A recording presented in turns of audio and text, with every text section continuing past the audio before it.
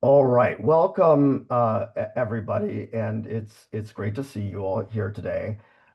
Today we are hosting a webinar on threats to higher education on the road to authoritarianism. When I say we, I mean the local chapter of the AAUP, the American Association of University Professors. And I'm very excited to say that we have two people who have agreed to speak today.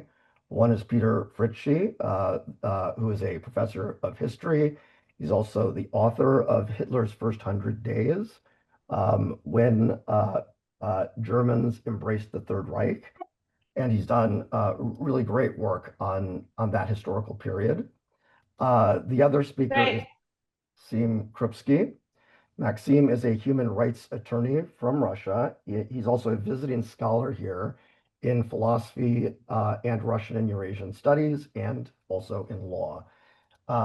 He's been doing a lot of work on foreign agent statutes, but he also has a lot of expertise on how autocratic regimes in Russia, Hungary, places like that, what tools they use in order to begin sort of taking over higher education and what their aims are and what their methods tend to be.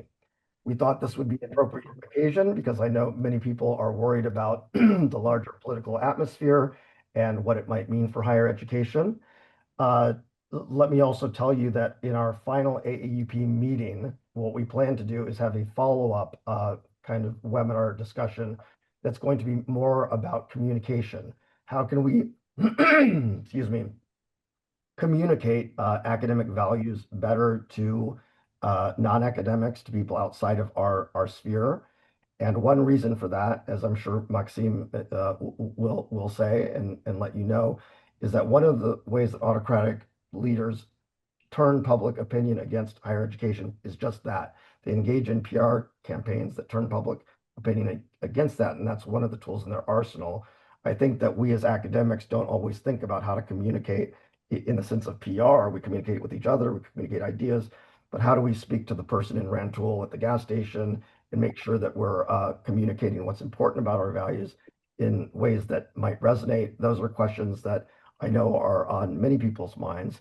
So we will have a follow-up webinar dedicated to those kinds of topics, and look in eWeek and in other resources for that announcement coming soon.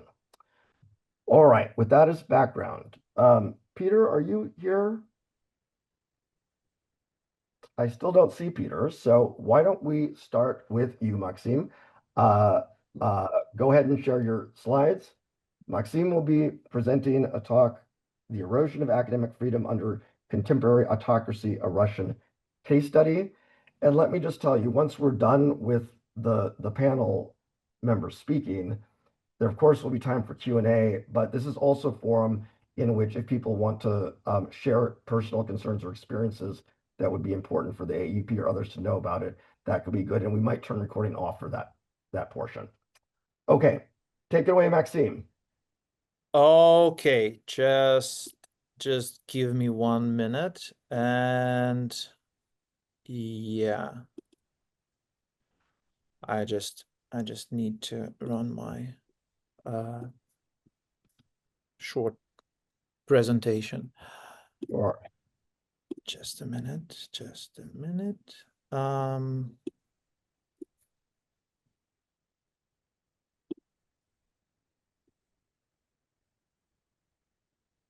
All right. Okay.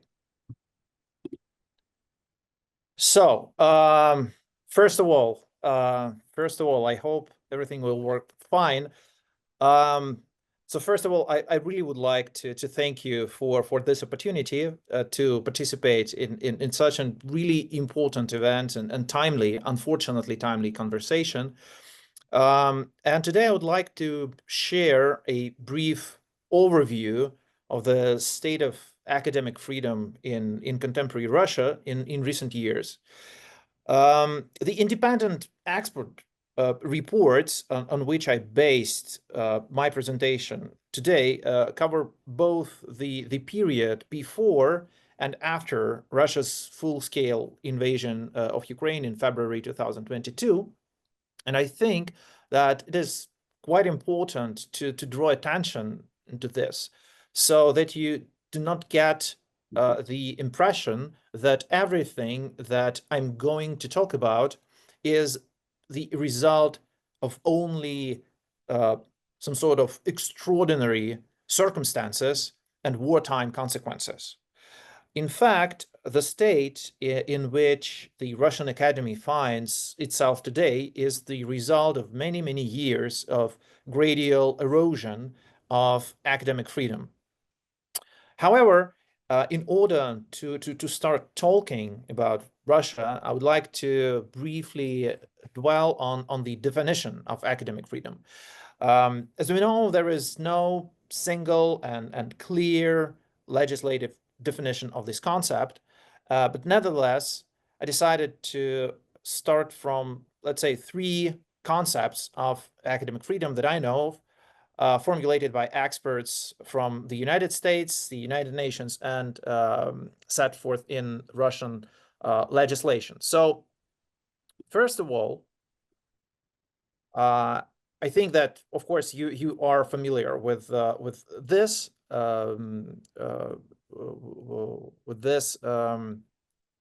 meaning of academic freedom. So, the first definition that you see on the screen can be called a broad, insofar as it includes in the notion of academic freedom the right to speak also in public as a citizen, not only as a person from academia specifically. However, the authors of this approach um, specifically point out that in this case, the actor must indicate that the position expressed is personal and not a reflection of the position of the institution. As you can see, of course, these freedom includes full freedom on research, the publication of results, freedom in the classroom, discussing the subject, and also, as I mentioned before, a freedom to speak in public and to be engaged in public conversations, including a topic from academia. The second definition that I found is relatively recent, from 2024, and I took it from the report of the Special Rapporteur on the right to education. And I think that it's really interesting to find similarities between these definitions. So the second definition, as one of its principles, it implies the right also to engage in discussions and debates with persons and groups inside, including in classrooms, and outside the academic community. So some experts call these definition so-called activist definition, referring to the academy's increased social mission. And this is also relatively broad definition of the concept of academic freedom.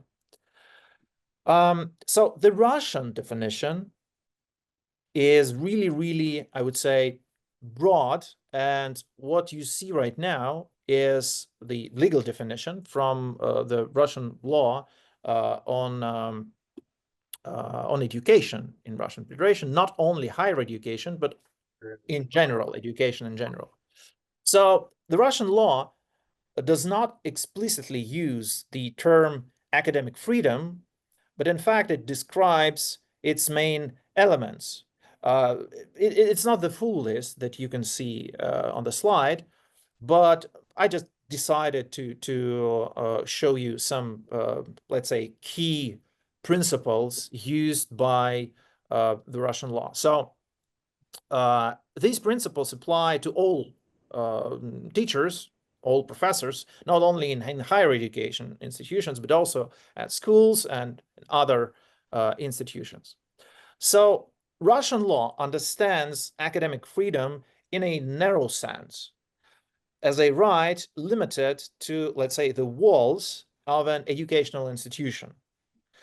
public activity outside the institution and the sphere of teaching and research is generally not covered by the concept of academic freedom.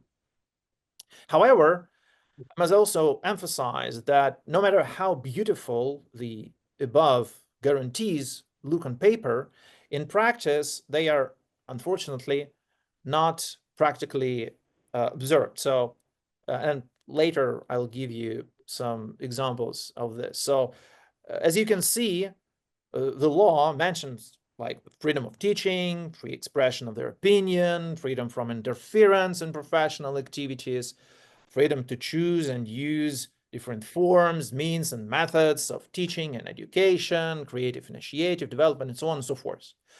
But let's just imagine that nowadays in Russia, we have some sort of like, universal history book for teachers, like, created by specific persons, not only from academia, but also from governmental agencies. So some sort of like Putin's advisors and people who create contemporary Kremlin's agenda, and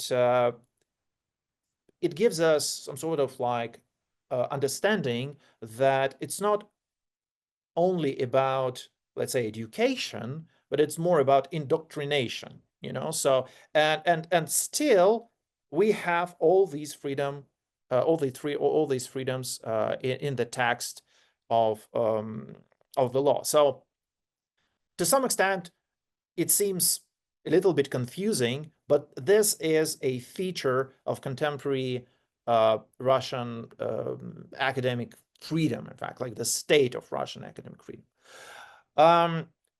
So the understanding of academic freedom among members of the academic community in general also rather corresponds to a narrow approach to defining the content of the concept of academic freedom. So as you can see, and I took it from the report that the first page, the cover you see on slide, it's the concept, the understanding of the concept of academic freedom includes independence in choosing a research topic, the ability to discuss the results freely and publish them, and also freedom to choose topics, content, and modes, approaches of teaching based on one's own ideas, understanding of what is important and useful for students.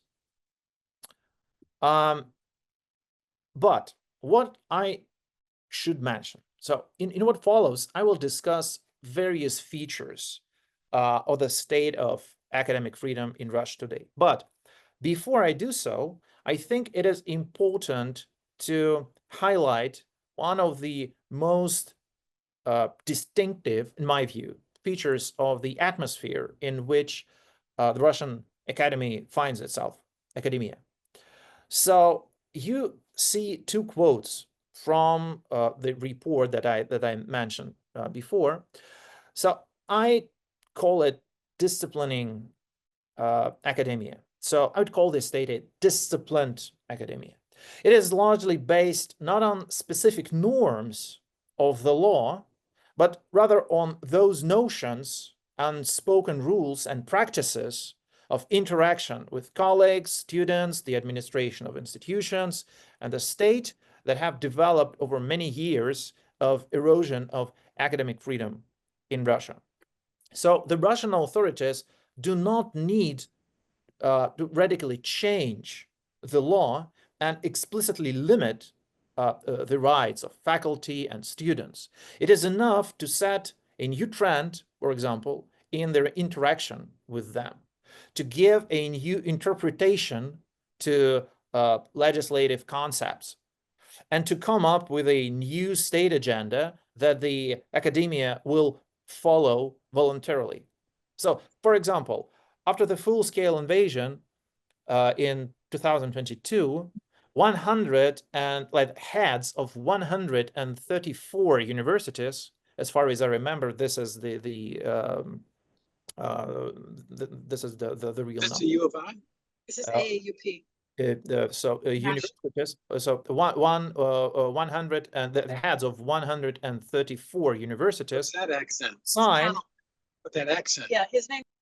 signed a special letter embracing these decision of the full-scale invasion of Ukraine. So it wasn't the result of specific, statute or specific order or something. So to some extent, it was a result of some sort of let's say, grassroots initiative of the heads of the universities, without specific order and without specific law. So they did it, well, I would say voluntarily. And we should take it into account when we think and when we try to analyze and to understand the contemporary state of affairs in Russian academia amidst the autocratic regime. Again, so as I mentioned before, so now you can see like this, quotes from respondents from the survey. And what I think it's very important what they say. They say that censorship as such doesn't exist. And moreover, censorship is prohibited according to the Russian constitution. But again, these practices, these so-called understandings of the the spirit of this interaction between administration, professors, students, and the state gives this feeling of red lines that you, as a member of academia, you shouldn't cross. And again, I think this is very important because it gives some sort of perception of the atmosphere in which Russian academia lives today. And another one feature is the unclear nature of some prohibitions and the vagueness of rules of the game. I would say from the legal point of view that vagueness is a deliberate, I would say, deliberate measure, deliberate tool used by the Russian government, and of course, including academia and rules related to academia. So these unclear nature of some prohibitions and the vagueness of the rules of the game leads to what is mentioned on the slide. So that leads to the situation when the university administration prefer to play it safe and prohibit everything to the maximum rather than risk violating desert prohibitions. Again,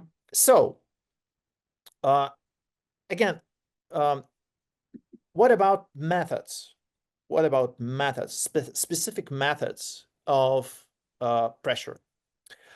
Of course, disciplining academia is just a part of the general trend of taking under control the academia in general. So that's why I think it's also important to emphasize and to mention several techniques, several tools used by the government and by the administration of the institutions to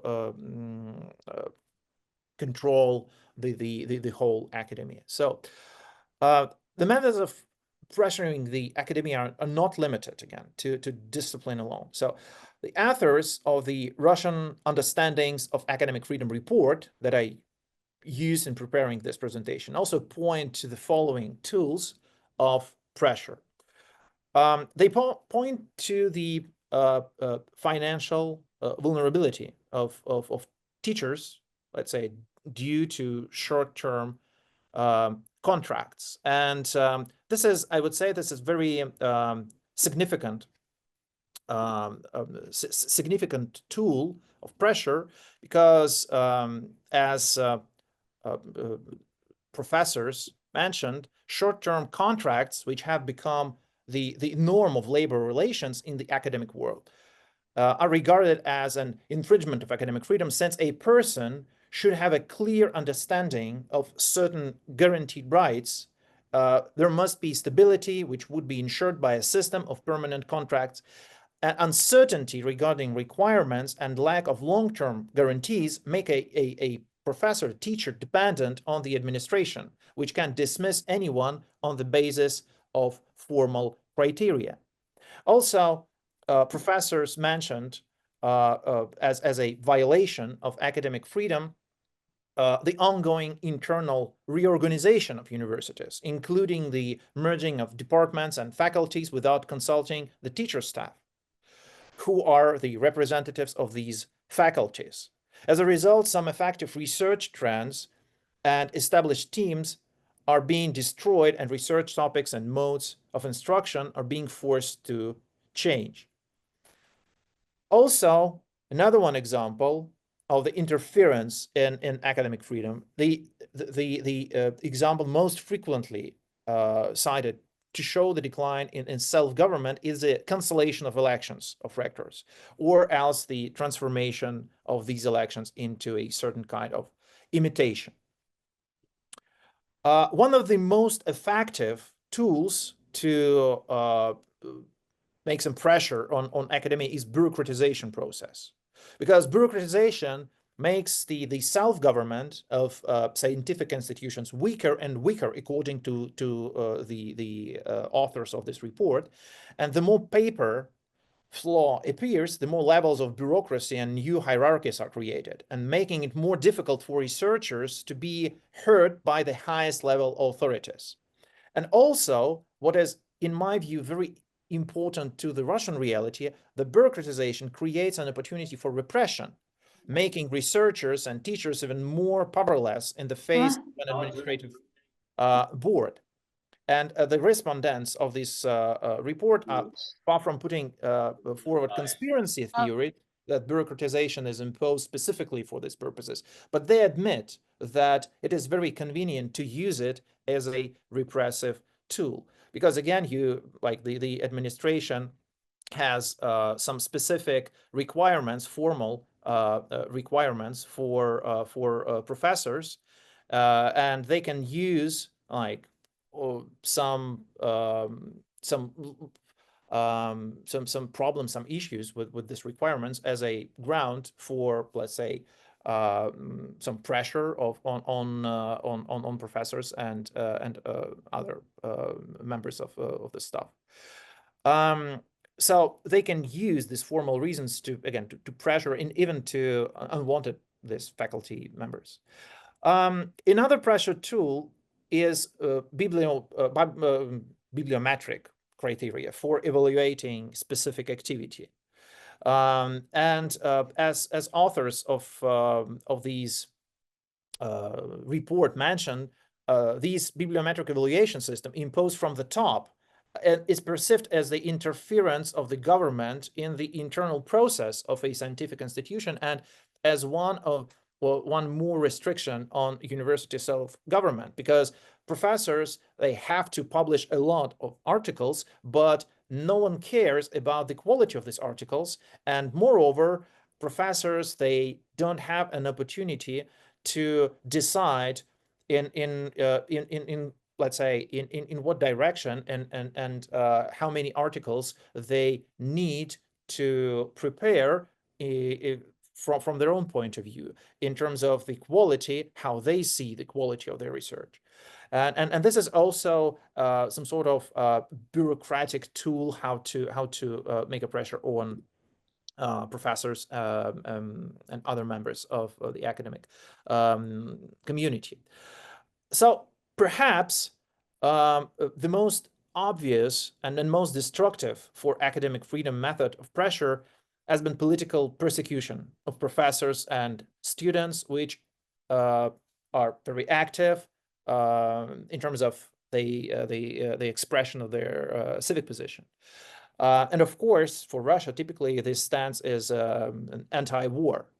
But not only, in fact, because contemporary Russian government has a lot of, and of course, administrations of universities have a lot of tools how to use political persecution. For example, labeling disloyal people and well, mostly people as foreign agents. So to give them the status of foreign agent, or even not only to people, but to research institution, which limits the institution's opportunities to cooperate with government institutions or obtain data for research, while simultaneously strengthening government control over the institution's activities. The dismissal of teachers and academics actively involved in political or social activities not endorsed by the political regime, with a critical comment to foreign media, sometimes serving as a pretext. So you can give an interview to a foreign media, for example, Radio Liberty, which declared in Russia as so-called undesirable organization. And this could be even a ground for your criminal persecution, just because of your interview, without taking into account the content of what you said. It doesn't matter. In fact, the fact of giving the interview is enough to create a ground for potential criminal offense. And also administrative pressure on professors, warnings and threats, interviews with the representatives of so-called first departments from secret services, disciplinary penalties, and financial punishments. In addition, ideological restrictions exist, relate to the choice of research topics and courses taught. And these two positions directly affect academic freedom. Amidst these tools and these instruments of pressure, of course, there is a very fruitful soil for self-censorship. And self-censorship occurs when researchers or educators themselves limit the scope of their research and publications, when they refuse to discuss political issues with students, or to supervise theses on difficult political issues, for example, and when they do not want even to publish the results of their research for fear of negative consequences. And again, the lack of clear rules of the game, the lack of clear definitions in the law when it comes to relations with the government, combined with increased control over universities, including by the security forces, creates an atmosphere of fear and uncertainty and breeding ground for self-censorship. Some fields of study nowadays, it's just impossible to develop in Russia, because a couple of years ago, for example, again, just the first example that just comes to my mind. So a couple of years ago, the Supreme Court of Russia ruled that the so-called LGBTQ movement, international movement, no one knows what does it mean, but the Supreme Court decided that these international movement exists. So the Russian Supreme Court recognized these international LGBTQ movement as an extremist organization.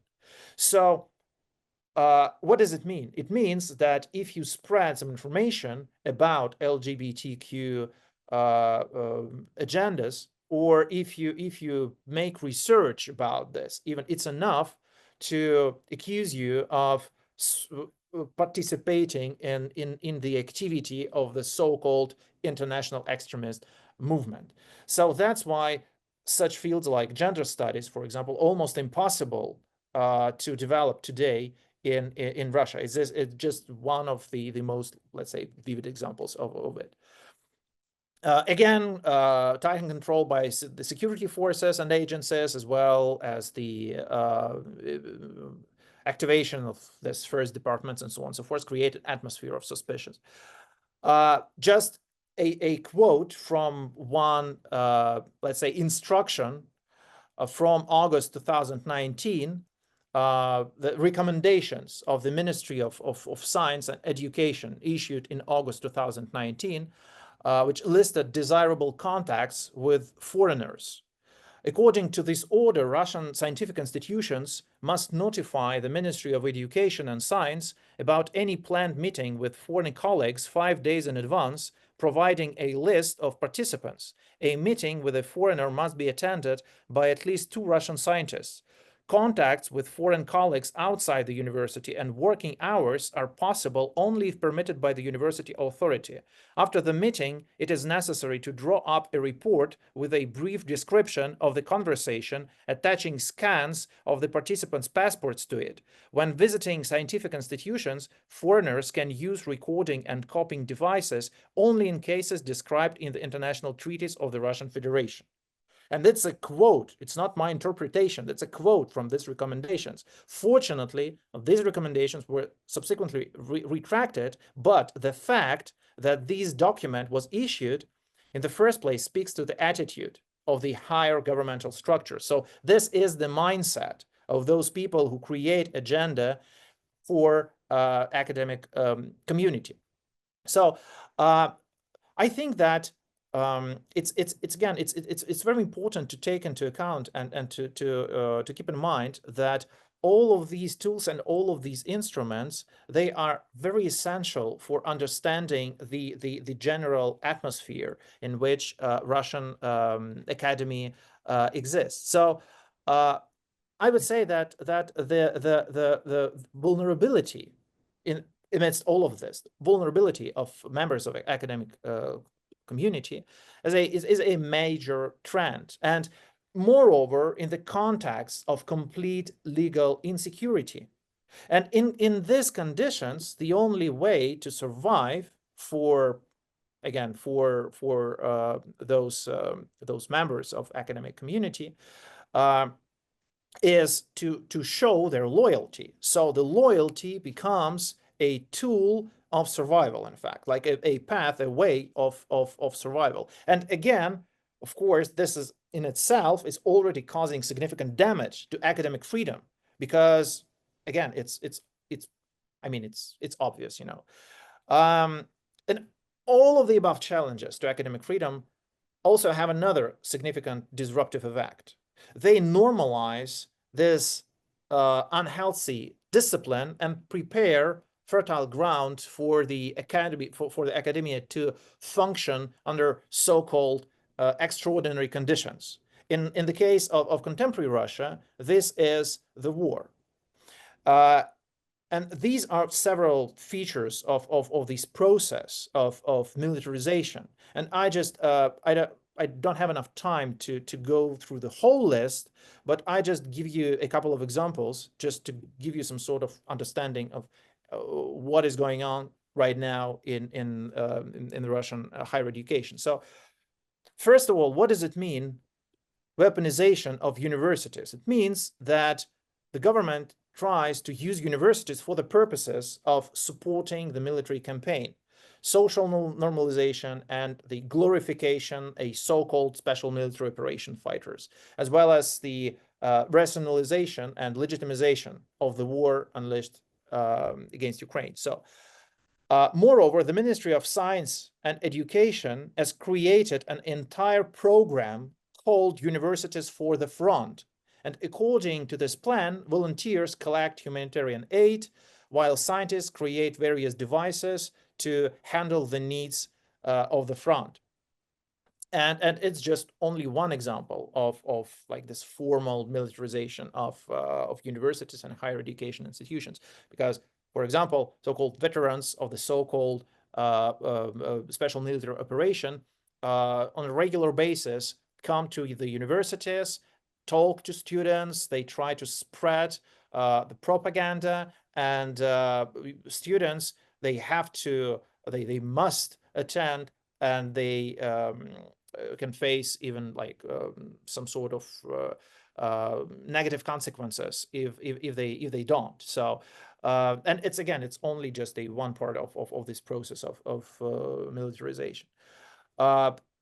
Firing disloyal professors, and sometimes you shouldn't even express radical point of view or radical political position or something. For example, one of the famous scandals was the dismissal from St. Petersburg State University of a philologist, Svetlana Drugoveyka-Dolzhanskaya, who had worked at the university for 40 years, and she acted as a linguistic expert in the trial of artist Sasha Skochelenko, who was produced, who was prosecuted for fakes about the Russian army because she changed in a grocery store a couple of years ago pieces of paper with prices for the goods to pieces of paper with the information, the numbers of casualties of this war. And she got 7 years of imprisonment. Unfortunately, last year, she was one from the group of exchange prisoners between Russia, Europe, and the US.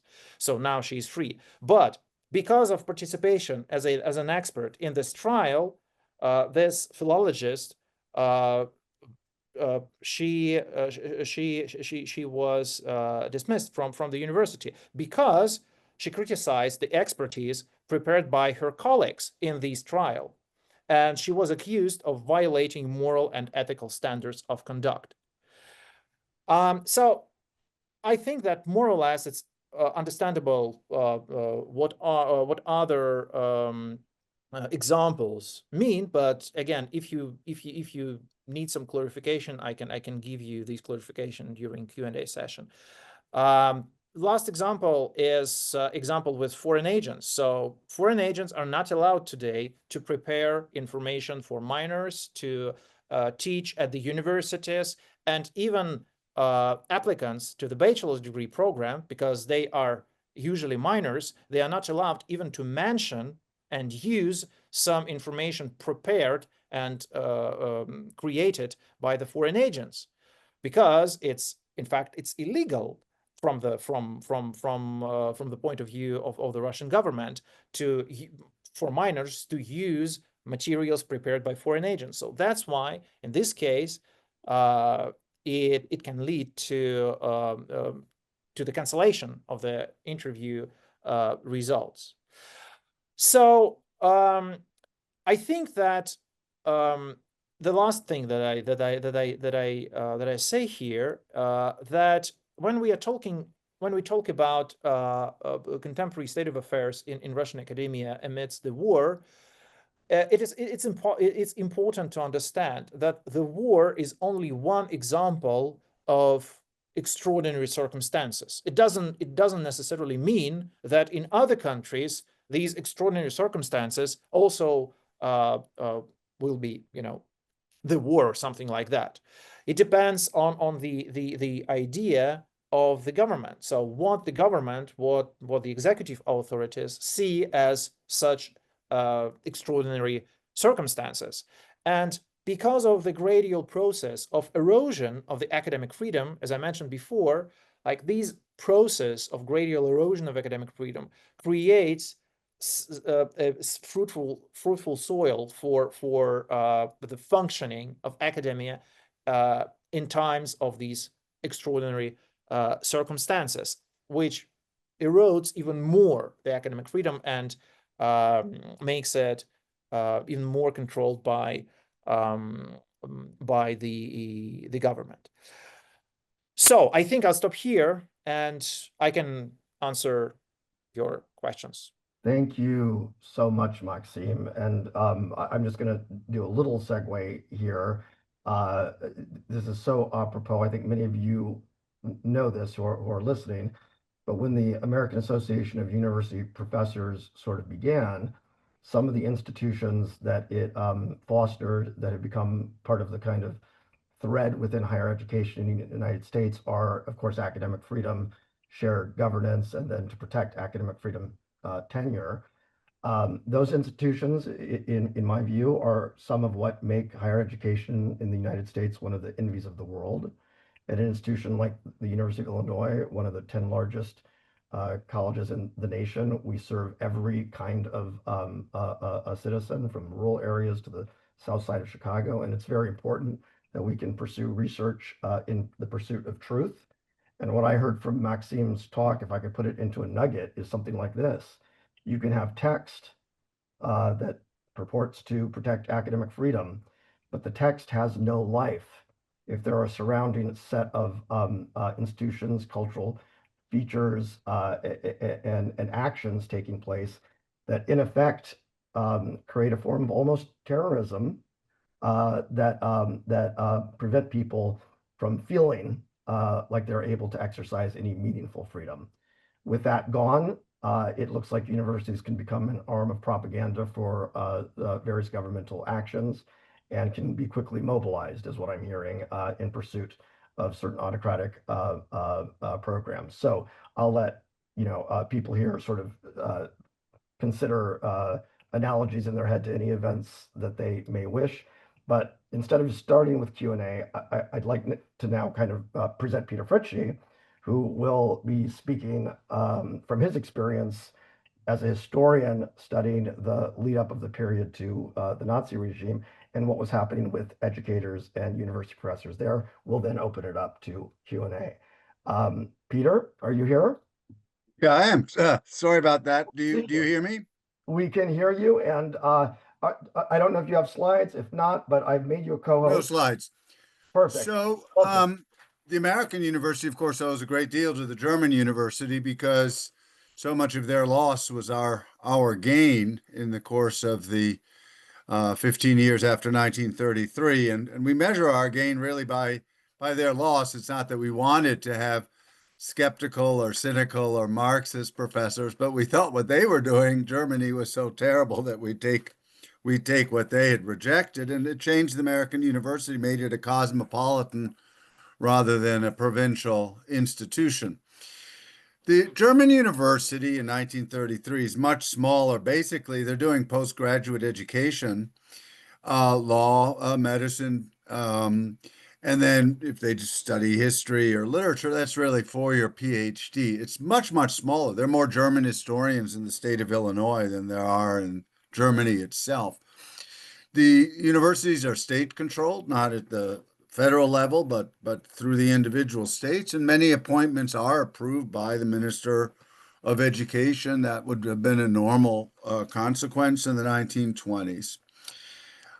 These are elite institutions with elite, relatively small, socially small student body. About 5% of students went to the university. And it is universities, university professors, and especially university students who were the main supporter of Hitler.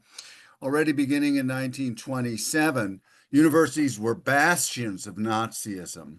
Now, of course, there were socialist student organizations, but they lost elections already in the early 20s. The Nazis won them by 1927.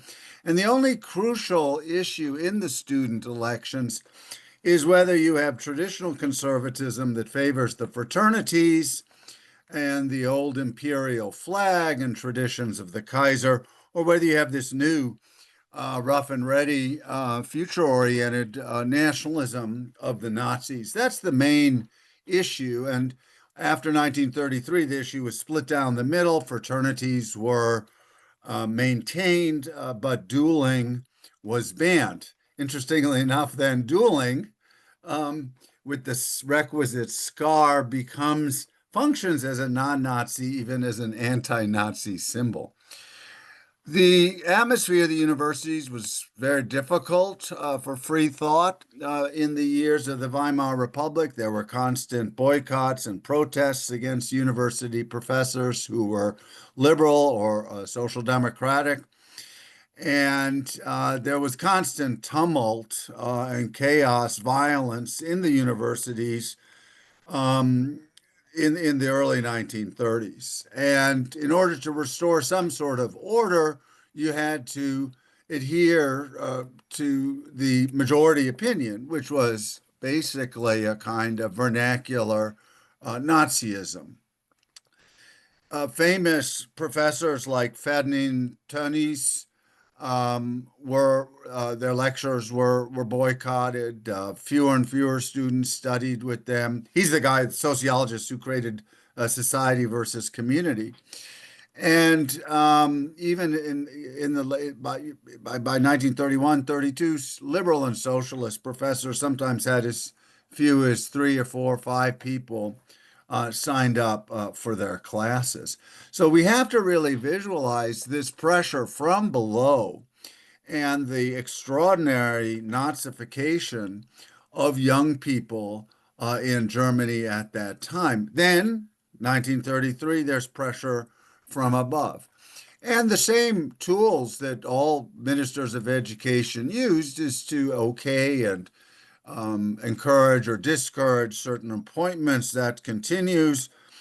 The main lever is the federal policy, national policy of the government, which comes down extremely early.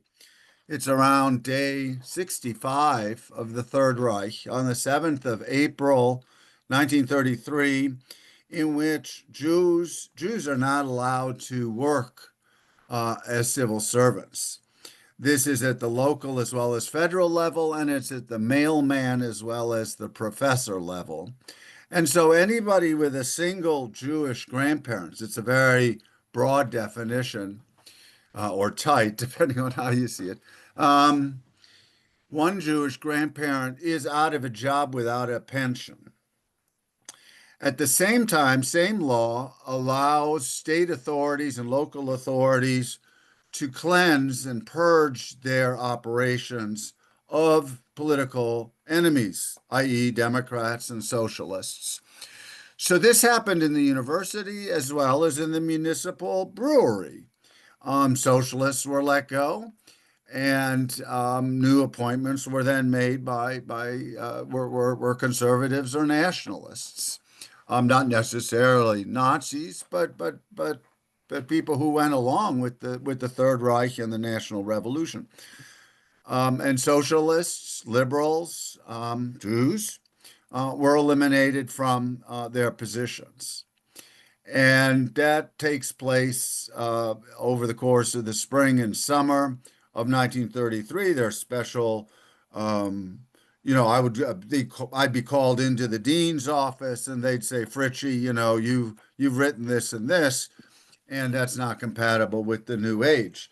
And surprising numbers of people were forcibly retired without pensions.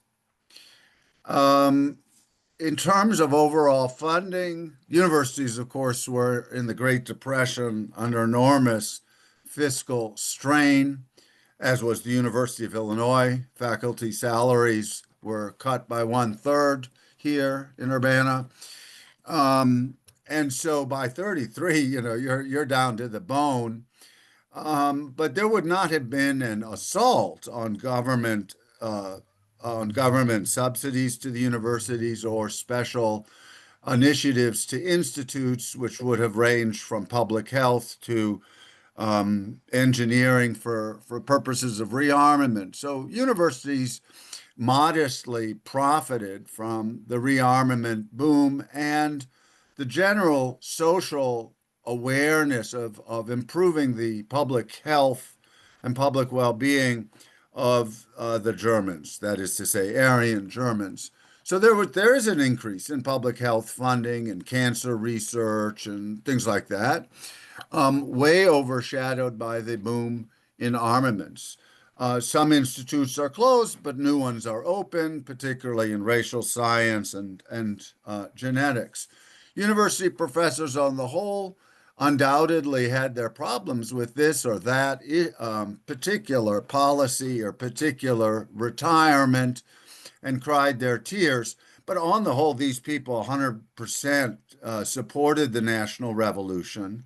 They might have not liked the Nazis, but they did like the Third Reich as a whole and were content. There's very little sense of the German universities having been destroyed or that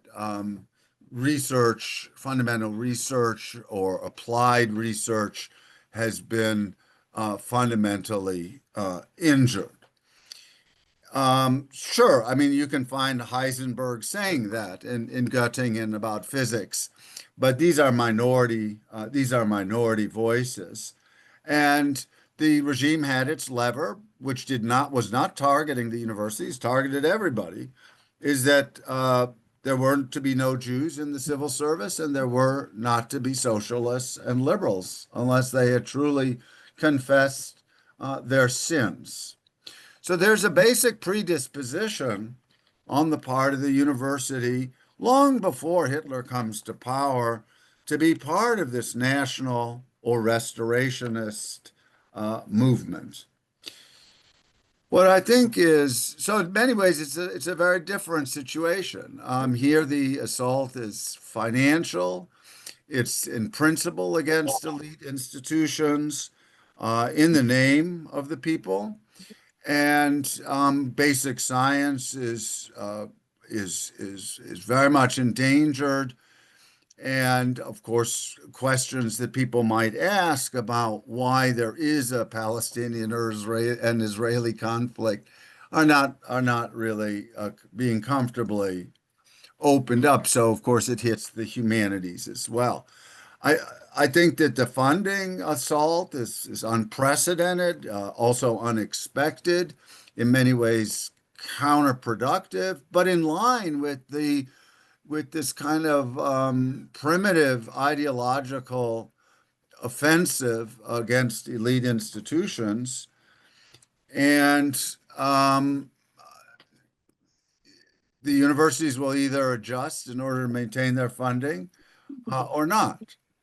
Um, it's interesting that the humanities and the social sciences, but let me just talk about the humanities, are completely marginalized in the university and not are not cherished in any visible way, and yet we provide the targets of the attack, having created a generation of Marxist students.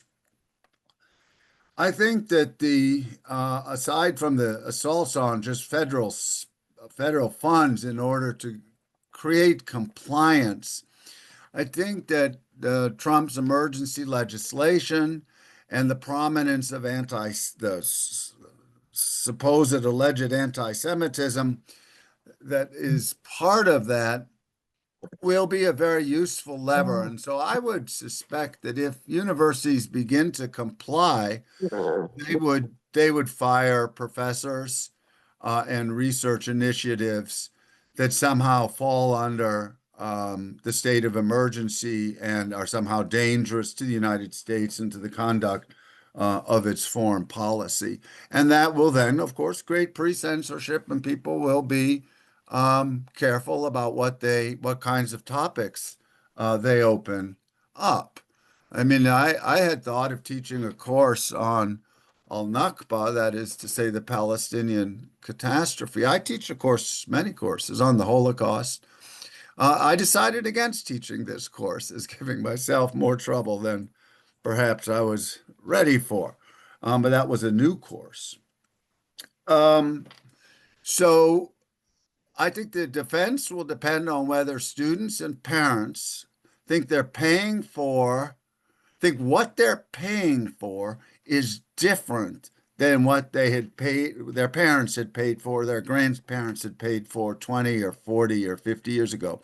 If they think they're being cheated of the university education, to which, of course, parents bring their children, right? First day, freshman year, it's a big thing. They come to the football games. Universities are different sorts of places and are recognized as such. And we should build on that recognition of difference and a kind of, yeah, we're weird. And if people don't think that their degrees are worth less or somehow being dumbed down or watered down because of these new things, they will also resist. They will object. But if they think that the universities in the last 10 years have taken a turn that they themselves find unrecognizable, then the universities are in trouble. I can speak for myself. I've been here for 40 years. Many things have not changed in my basic approach to a text and to deconstructing it. And so I very much hope that I teach students how to think and how to write. That's all I do here. And I very much hope that that's what they're buying, and that's what their parents are buying, and that's what they will insist on continuing to buy, because the compliance measures that Harvard was offered is a direct assault on teaching and who we hire and who teach and how we teach. So I think the basis of support would be parents and students recognizing that they want in 2029 what their parents had in 2009 or their grandparents had in 1979. Thank you. Thank you so much, Peter. That was wonderful, and in fact, it ties very nicely to what I was saying at the beginning of this webinar, which is that at our final meeting of the AAUP, we are going to have a panel that's dedicated to communicating values more broadly and what it is that we do in ways that will resonate. Because I suspect you're right, Peter, that one very big piece of this is going to be whether the parents and students see something that they want of value, and if we can continue to describe it in words that resonate with them. There's a PR battle going on right now. I think that's going to be very important for us to be paying attention to. Okay, with that, let me thank both of the speakers. I learned an incredible amount from both talks.